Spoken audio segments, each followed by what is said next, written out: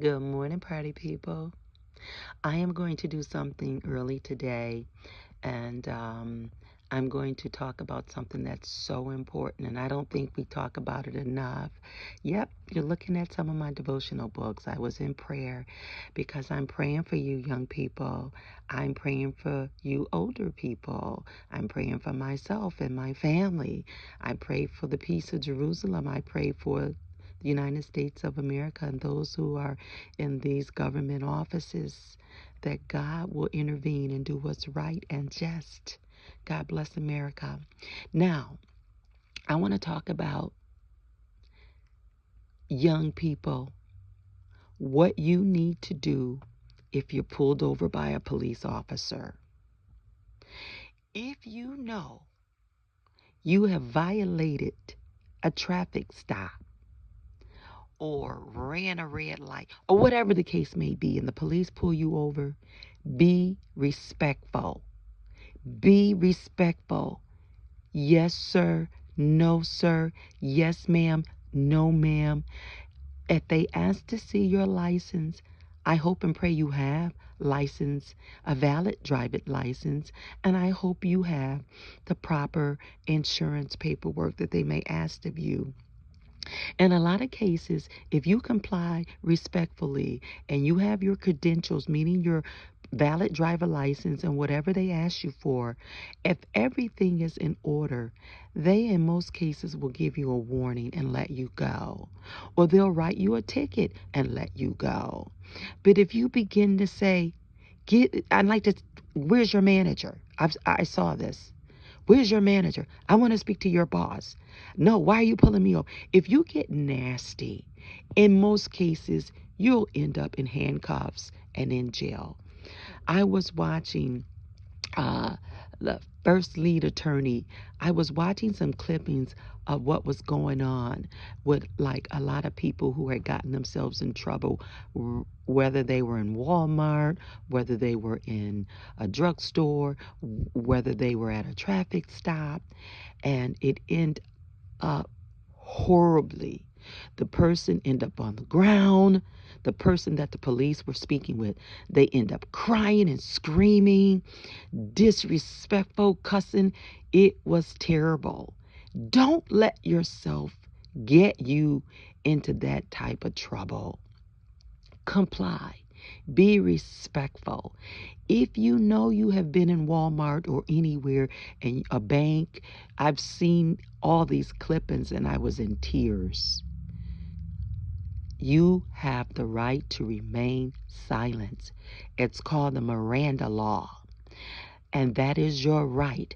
If the police officer is asking you what happened, what did you do, who's involved, what's their name, you don't have to answer those questions without your attorney. It is the law. And I find that a lot of young women are very afraid and they begin to spill everything they know. You debate that in court. If you end up in jail and arrested, you have the right to remain silent. And just tell the police you're going to remain silent. You want to talk to your attorney and you want them to make a phone call. If they're going to arrest you, they're going to arrest you anyway. And if you begin to tell everything that happened and knowing that you're wrong, it will be held against you later in court. You're doing the police officer's job by giving names, by telling what happened, by you don't have to say anything other than I'd like to call my lawyer. I like to make my phone call. If you don't have a lawyer, you'll be appointed to a lawyer in court. All these are part of the Miranda law. But the main thing you want to do if you are in trouble and they take you to jail, don't fight it. Don't resist. Just comply. If they say, put your hands behind your back, just do it And just, if you cry, you cry. Get in that car, get downtown, and then get your phone call. Get your families to get your lawyer, or get that phone call. And in most cases, you can be, you know, what's the word when they pay a bond? I think it's called, and you can be released depending on what happened. Don't end up on the ground or beat up or in the hospital. I've seen it. It's terrible. Young people, don't fight it. Cameras are everywhere. If they're going to take you to jail, they're going to do it anyway. I don't care how much you talk or snitch or whatever you do. Just listen to what they're asking you and do not say anything, especially when you know you're wrong. And we know when we're wrong. We know when we end up in these places and do the things that we do that aren't right, and you're apprehended. I saw a woman, she was already on probation. She only had 100 and some odd days remaining before she would get off probation. And she was the driver. She was the driver of this young woman that went into a bank with a fraud bond, a fraud check, saying that it was from her grandmother, like an inheritance. It was all made up stories. And the woman that was on probation, she ended up going back to jail. So we know the end of the story. You're going straight to jail. And you're going to finish the rest of your sentence. And you're the driver playing ignorant, like you don't know what's going on. You're just giving your friend a ride. When it came down to the fact that it was all, they took their cell phones, they were reading their cell phones. I mean, because the girl that went inside the bank with the fraud check began to tell everything out of fear, thinking that they would let her go. They're not going to let you go. The crime ended up being a federal crime. It ended up in handcuffs for both of them. The girl that was on parole ended up going back to jail. It never ends well. Most of the stories with, I need to pay my rent. I don't have my rent money. I'm going to be evicted. I need to go get my children. My children are in school. And they end up, all these things, the responsibility, the officers don't care. You're going to jail. Do not do these sins and crimes, allegedly, I'll say, because I want to say it that way, because I don't want to missay anything, but I most and foremost don't want you in handcuffs and in jail when your children need you, when you're so desperate to pay these bills that are extraordinary, extremely high. They are, but there's always a better way. And these young people end up in prison, and they thought paying their rent was a hardship, and it can be. But now they're in more trouble than they ever thought. You could end up losing your children. You could end up doing prison time. You can be blackballed from the workforce, meaning that your name goes into a computer. Nobody will hire you. You may not be able to rent an apartment. It gets you in so much more trouble than you can ever imagine. If you find yourself in financial trouble, you need to talk to a pastor. You need to talk to your bishop. You need to talk to someone that can tell you that is not the way that you should go. That can only end up worse for you. I share because I care, party people. I share because I don't want you to end up in more trouble than you can imagine, and your children don't have a mother or a father. Please rethink these things. Please do not let anyone persuade you into doing something that will get you into prison. This one particular young lady, she didn't have a criminal record. She was a sweet girl. She had a job, but she was gullible. That means she believed the narrative of this criminal act, and that she'll be able to get this $2,000 that she needed to get out of her rent trouble. and pay her rent and bring it up to date, that she bought the lie. Now, I know that everybody looks sweet and kind, isn't? Because man look at the outer appearance and God looks at our heart. But pray. You need help. I pray, parents, talk to your children. School your young children. Let them know how to behave when the officer pulled them over. Let them know that only what we do for Christ will last.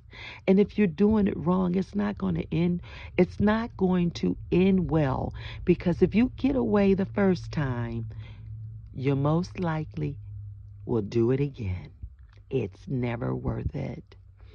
And so I want to put this on my YouTube video because I want you all to know what to do, what your rights are, and you have the right to remain silent.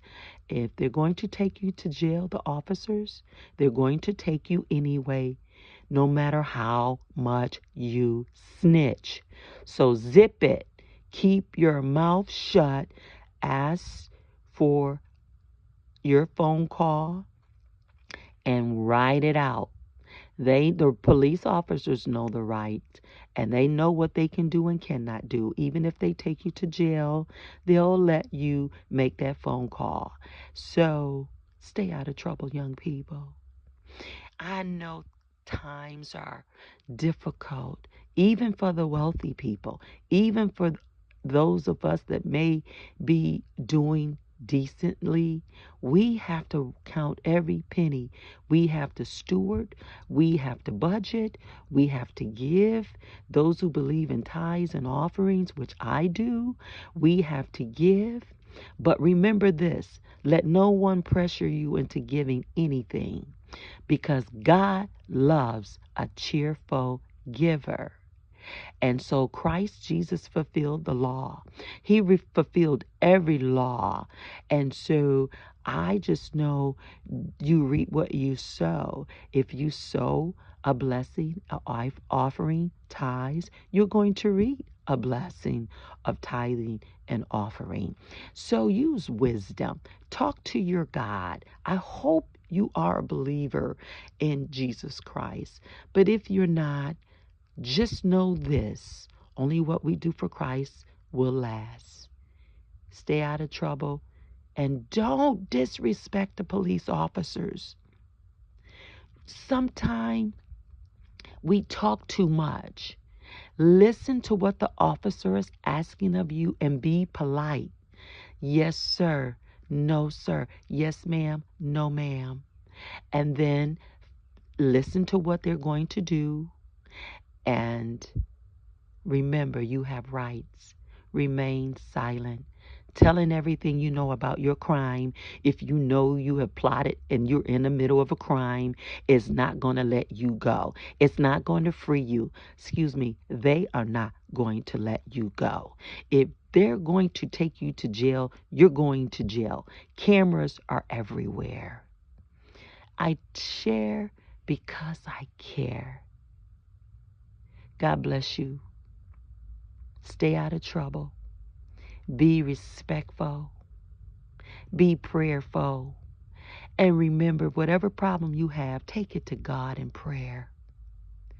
Lean not to your own understanding and end up in jail or end up blackballed. Can't get an apartment, can't get a job. Your name is everywhere. The banks are not going to mess with you because you're blackballed, because you're a criminal in their eyes. God will forgive you. Forgive yourself, but you're going to have to deal with the consequences of your behavior and your actions. Stay out of trouble. Get yourself in school. If your money's not up, you need to do something different. You need to go back to school and take up a trade. Some of y'all go to hair school. Some of y'all go to cooking school. Go to barber school and be a barber. Cut hair. Do hair. Get your money up. And stop trying to plot against sin. Not against sin, but stop trying to plot your way out of your problem, especially if it's criminal. But get yourself in school and get yourself around people can help you in a positive way. Your pastor, your bishop, your godly friends and godly parents. If you don't have them, there's always someone who will help you. I'm here to help. I love you, party people. I love you, young people. I love you, ladies and gentlemen. And I share because I care. Be blessed. Be obedient. Only what we do for Christ will last. Shalom. It's your girl, Lady J. I hope you like this video. Thumbs up. Subscribe to my channel. I have a positive channel. I am a great grandmother of one great grandson. I have grandchildren. I have children. You're not talking to someone who haven't lived life. So, God bless you. Shalom.